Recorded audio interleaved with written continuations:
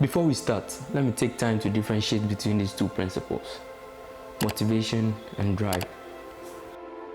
According to the Cambridge Dictionary, motivation is defined as the willingness to do something or something that causes willingness, whilst drive can be defined as a planned effort to achieve something. I'm sure we all have desires and goals set in our lives, but sometimes our motivations and desires are just not enough. The only guarantee we have in achieving our goals is our determination and persistence, our drive. This is a story of the most driven person I know. Meet Enoch Jabaku, a colleague and an inspiration. So tell us a bit about yourself. Okay, so I'm Enoch Jabaku I turned 26 years just last month, 16th of June.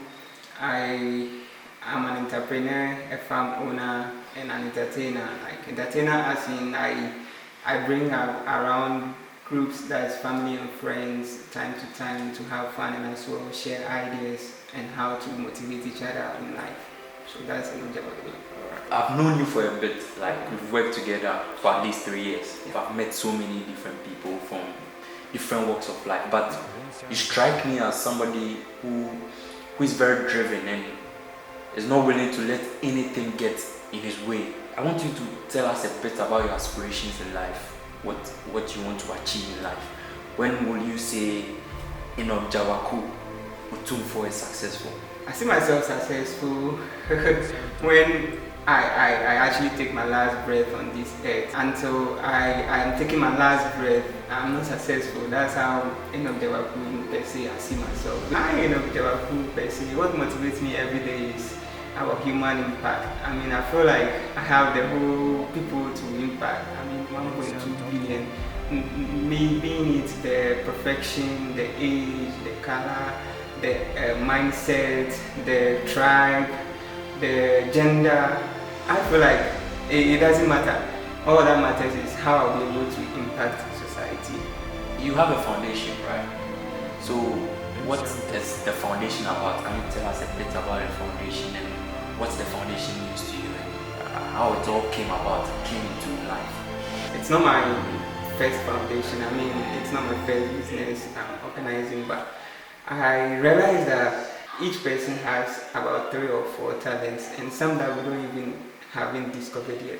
So the Flow Foundation all came about when I started telling people about my farm and I started the farming. So when I started the farming, it was booming. It got to a point that my first production didn't go well. That was around 2019 and I was discouraged. I realized that I did petty mistake based on I didn't have anybody taking care of the farm day to day, so I have to be managing my own thing up and down from Accra to Ada and managing that with my work, school and all. I realized that no, it wouldn't help. So I realized that I need to find people with the same passion as mine, but they don't have the resources.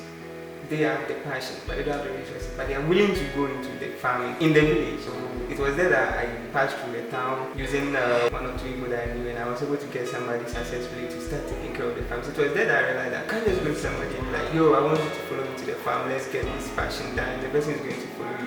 But you have to have something to bring people together so that at least, even if the person is not motivated or the person doesn't realize that I have the passion to farm, through my motivation, with the Flow Foundation, and that is going to motivate somebody, and the person will even realize that, oh, I thought I didn't have the passion for farming, but I have the passion and I can still be in my office and do it. So there, how can we talk to people? So I formed the Flow Foundation so that we bring talents, people, family, friends together. We tell about our stories, so it's not going to be just stories of me, but time to time I'm going to be inviting people on board. I can even invite you to also come and tell your story and to motivate somebody who wants to go into your field. The Flow Foundation is all about people telling their life stories, set as an inspiration for people who don't even feel like they have the vision. No, sometimes in life when you start up, everybody has goals and desires. Everybody wants to achieve something. But there's also distractions from the environment around us. People telling us, no, you can't do this, no, this is too risky. No, if you go into this, you might not succeed. So how are you able to tune out all those criticisms coming from outside and be able to focus like a beam on your objectives and your goals in life? How are you able to say, no, I'm not listening to you. I want to achieve what I want to achieve, and that's what I'm going to do. How are you able to do that? Okay, so with this, I like the fact that you use the word beam. When you should watch or compare the arrows that you in person you even draw on your line, you see that both arrows can be going the same direction, but they are going in a different way, and none comes into none, and the lines are never the same. But one thing that keeps them going is it is an arrow, so it is going to hit a surface, and that surface that it is going to hit, no matter what happens, it is going to hit that surface. So I feel like me in person, what motivated me not to listen to criticism, listen to what people say is my goal, because I always think about what I want to achieve as a person. So I manage myself as in focusing on my goal, trying to make sure that whatever I'm going to do today should be a positive reflect on my goal. And so you focus on where your being should hit.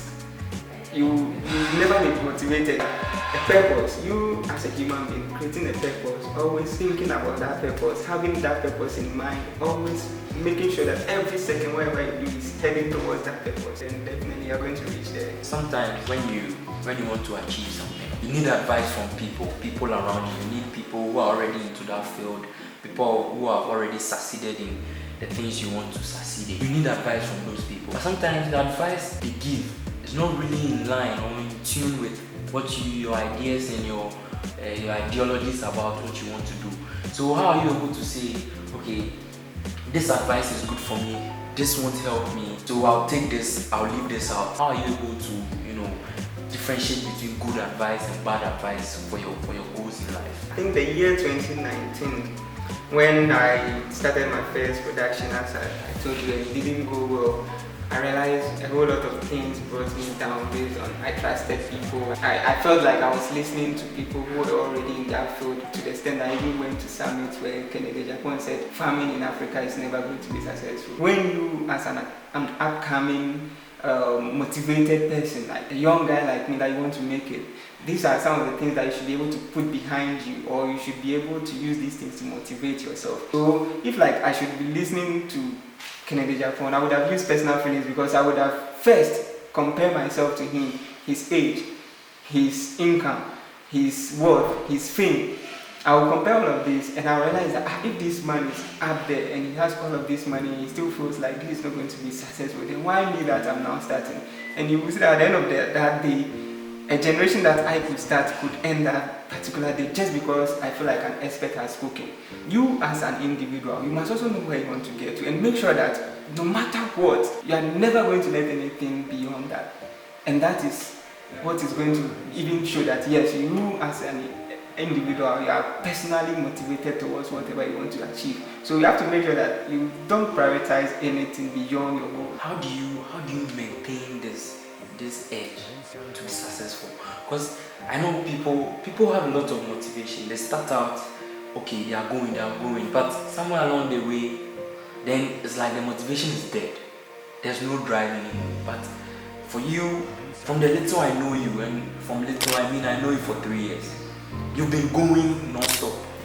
I'm sure you have a secret. Like you have something that keeps you going regardless. Let's say you go and now things are not going on well. For majority of the people, they will give up. They'll say, okay, this is not for me, let me look at something else. But for you, once you keep going, you don't stop. What's that thing that keeps you going when everything is against you? That I could say for personal motivation. Yes, I depend on personal motivation a lot, based on I always have a routine that I follow, and those routines never fail me. I make sure I start my day with God. That's my first thing. My 5 a.m. or my 4 a.m. alarm should always wake me up to pray. So that I make sure even when I'm home or not, I'm able to do it. So I think that's my daily routine that motivates me. Aside that, I don't let any situation, whether positive or negative, bring me down. I only use it as a motivation. I always see my goals and my aspirations as #1 priority. So there's nothing that is going to stop me from achieving it. But I must make sure those goals and aspirations don't offend other people. Because at the end of the day, it is people that are going to witness whatever you are doing in the society. And whatever you are doing in the society shouldn't come in the form of money and fame, but it should come in the form of inspiration.